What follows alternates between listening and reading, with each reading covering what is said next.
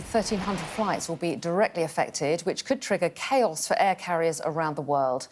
British Airways have told customers not to travel to Heathrow Airport for their flights until further notice, while Virgin Atlantic says all their flights arriving and departing from Heathrow will be cancelled until midday today. And in the last half an hour, Ryanair has announced that it's launching what it's describing as 8 rescue flights for affected passengers.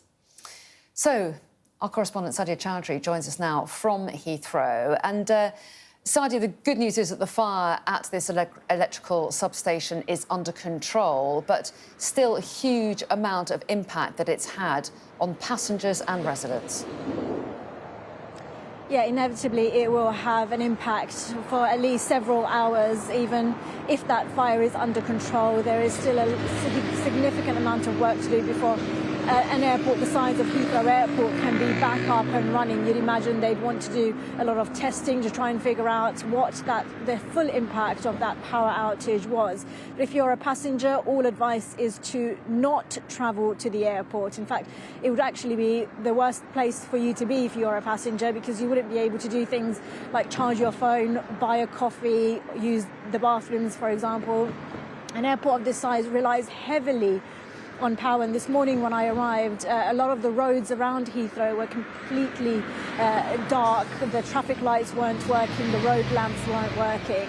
But inside the airport, looking through the northern perimeter fence, you could see some lights, perhaps battery-powered ones, were functional, but certainly not to the scale that is needed for an airport of this size. It is the UK's largest.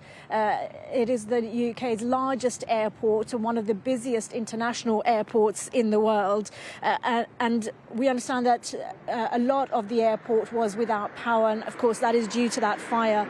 And because of that, a backup generator had also been affected, and now the national grid is looking at a further backup system to try to restore power. You'd imagine an airport like this will have many contingency plans in place, one of them being the total shutdown of the airport, which has had to happen. Well, we haven't heard from Heathrow for a number of hours now, but the latest statement I can bring you, which came in a short while ago, was Heathrow is experiencing a significant power outage across the airport due to a large fire at a nearby electrical substation.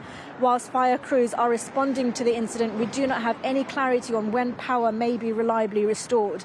To maintain the safety of our passengers and colleagues, we have no choice but to close Heathrow until 11:59 p.m. on the 21st of March.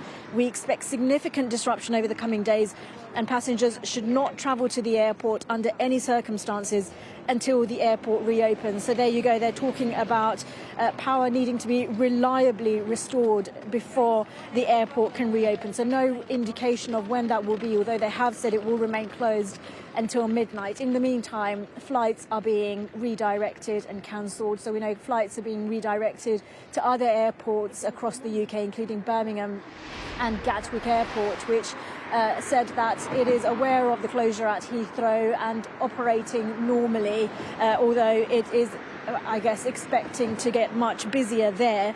And then Luton Airport and London Stansted have said they've not received any diversion requests yet, and therefore there is no impact on their services. But undoubtedly, people looking to rebook flights will no doubt be looking at alternative airports as well.